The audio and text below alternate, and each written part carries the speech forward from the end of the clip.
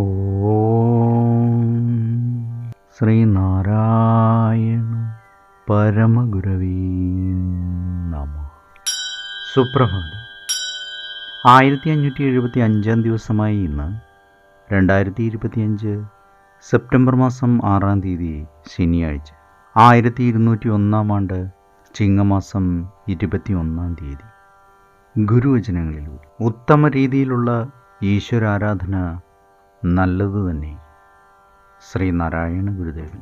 ശ്രീ നടരാജ ഗുരു എഴുതിയ ഗുരുവിരൽ എന്ന പുസ്തകത്തിൽ ചെണ്ടമേളവും നിഗൂഢവചസ്സും എന്ന് വിവരിക്കുന്നതിൻ്റെ 21-ാം ഭാഗമാണ് ഇന്ന് അവതരിപ്പിക്കുന്നത്. ഗുരുവിൻ്റെ മൊഴി അതിൻ്റേത് മാത്രമായ ഒരു മണ്ഡലത്തിൽ നിന്നുമാണ് ഉറന്നു വരുന്നത്.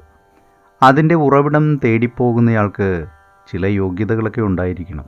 ഭാവന വൈഭവം കൊണ്ട് ബലവത്തായി തീർന്ന അന്തർനേത്രത്താൽ സ്വച്ഛമായി തെളിഞ്ഞു കാണാവുന്ന അതിവിശുദ്ധ സ്മൃതിയുടെ ധീരമായ വിഹാരമാണ് അതിൽ പ്രധാനം.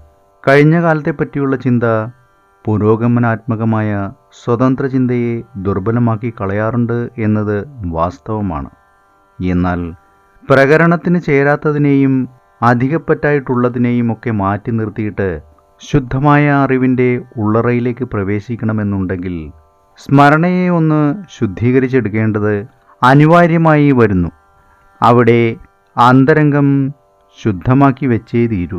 ഇനിയും അവിടെ എന്തെങ്കിലും അവശേഷിക്കുന്നുണ്ടെങ്കിൽ അത് വെറും വാസനാജന്യമായ കൗതുകത്തിൻ്റെയോ പൗരാണിക സങ്കല്പങ്ങളുടെയോ അവശിഷ്ടമായിരിക്കും.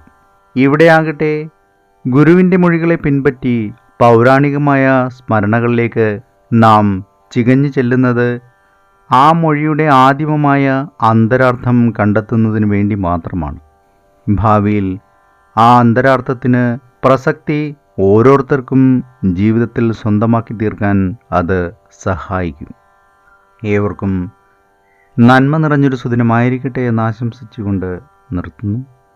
നന്ദി, നമസ്കാരം. ഗുരുധർമ്മം ജയിക്കട്ടെ. ശബ്ദം നൽകിയത് സുജീഷ് മഹേശ്വരി.